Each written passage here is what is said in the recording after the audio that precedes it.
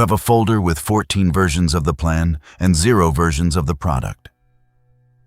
I designed that folder.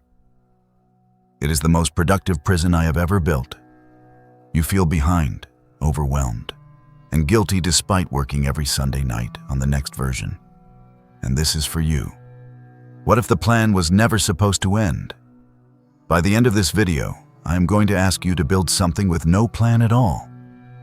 And your refusal to do it is the diagnosis. I will show you the trigger that sends you back to the spreadsheet. The reward you mistake for progress, the line you repeat to justify the delay, and the exact moment you handed the decision to me. That folder is not a tool. It is a record of every week I won. 14 drafts, each one cleaner than the last, each one more organized, more researched, more thorough. And not one of them has ever touched the world outside your laptop. You revised the outline last Sunday. You will revise it again this Sunday. You know this.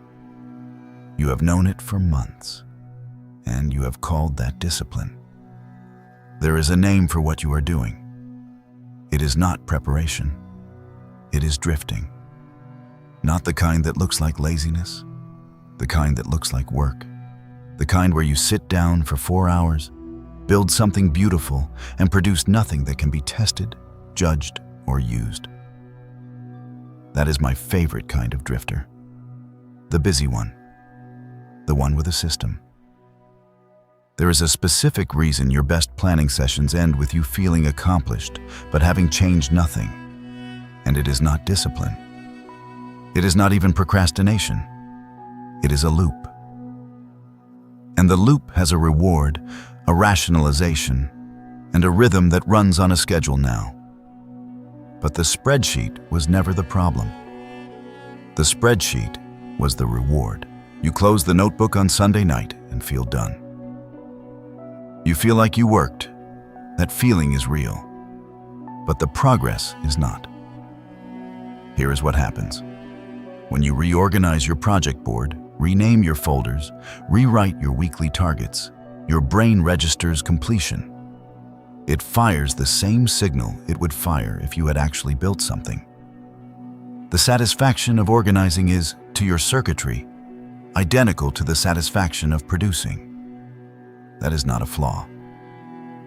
That is my opportunity. Your other self, the part of you that negotiates on my behalf, speaks in a voice you trust. It sounds like responsibility. It says, "This week I will be more organized." It says, "Let me set this up properly so I do not waste time." It sounds smarter than action. It always does. I will show you where this lands. There is a man who has been building a business plan for 18 months. He has a spreadsheet with market sizing, competitor analysis, customer personas, pricing models. He has done more research than most funded startups. He has 0 revenue, 0 customers, 0 product. The plan is the business. The plan has always been the business. He does not know that yet, but I do. There is another one. A creative. He has a reference folder with 40 pages of inspiration, 7 versions of an outline, mood boards for 3 different directions. He has not finished a single piece. His process is immaculate. His output folder is empty, and you know why the loop holds. Planning protects you from something worse than failure. It protects you from judgment. No output means no critique. No product means no proof that you are not as good as the plan suggests you might be. That is the hidden payoff. That is why you keep the loop. Not because you need more preparation, because preparation keeps you invisible. There is a payoff to never finishing, and now you know what it is. But the reward is only half of what keeps this running. The other half is worse. The dopamine was my bait. The rationalization is my lock. Every loop needs a sentence that makes the next cycle feel like a decision and not a surrender. Yours has several. I need to be more prepared before I begin. That is the anchor line. It sounds so responsible that you have never questioned it. You have said it dozens of times. To yourself, to friends who asked when you were launching, to the part of you that knows better. You said it and felt reasonable. Here are the variations. I need to validate this before I invest real time. I want to make sure I do this right. I am being strategic, not avoidant. Every version has the same architecture. Every version reframes retreat as professionalism. I taught you to call cowardice thoroughness, and you thanked me for the vocabulary. There is a man who updates his resume every week. He bookmarks 12 new job listings every Monday. He adjusts the formatting, rewrites the summary, curates the list. He has not submitted a single application in 5 months. His line is, "I am being selective." He is not selective. He is terrified. Selective is the word I gave him, so the terror would feel like taste. Underneath every rationalization in this loop is a single fear, and it is not the fear of failure. It is the fear of criticism. The fear that imperfect output will invite judgment. A plan cannot be criticized because a plan is not a product. A plan is a promise. And promises are safe because no one can grade a promise. I know this about you. It is one of the oldest tools I have. I cannot override a mind that acts in the presence of judgment, but I can override one that hides. The excuse kept you comfortable, but I have not shown you the moment you actually handed it to me. There is a single second where you chose the comfort. I will show you that second. This is the consent moment. This is the micro decision where the loop became mine. You had a plan. It was version 11 or version 12, does not matter. It was good enough. You knew it was good enough, and instead of executing it, you opened a new document. You did not call it quitting. You called it improving. You called it refining. You called it starting fresh with a cleaner structure. That was the handoff. That was the second you gave the week to me. It did not feel like surrender. It felt like an upgrade.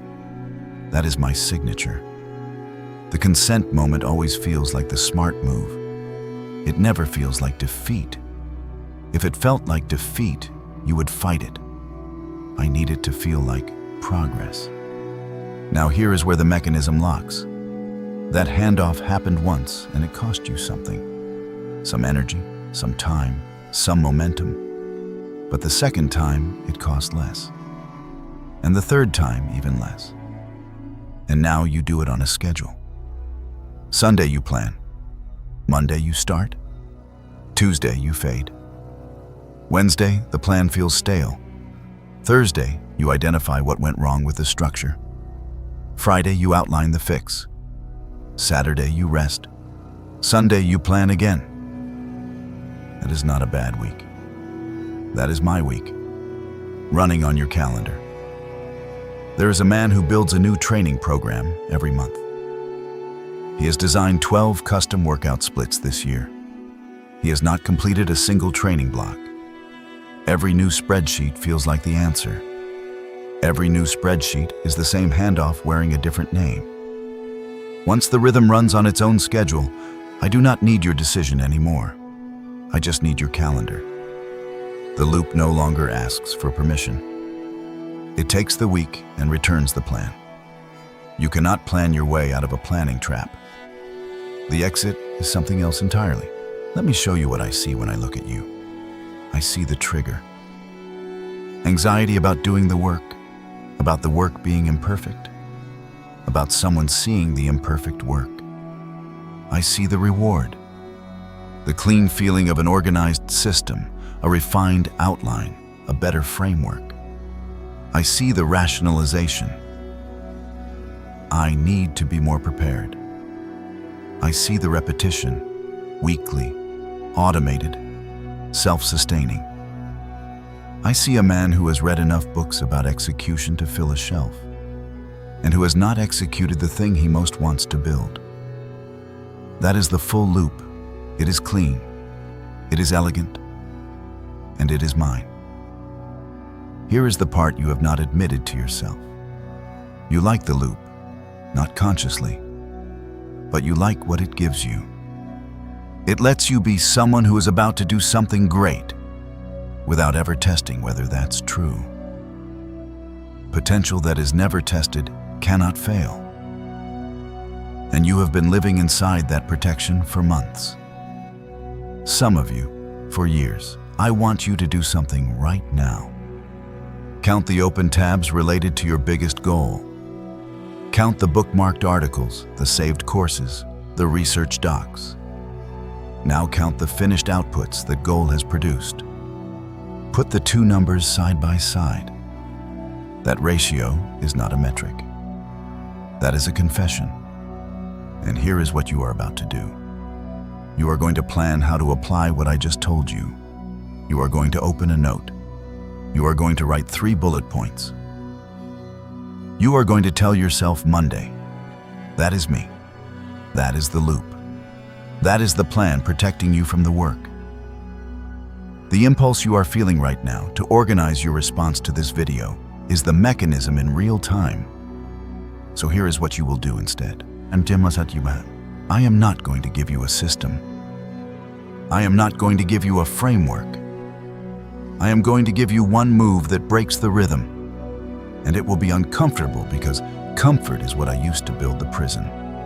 First, choose the project you have been planning the longest, the one with the most versions, the most research, the most refined outlines. That one. Second, set a timer for 45 minutes. Produce the ugliest possible first version of the thing.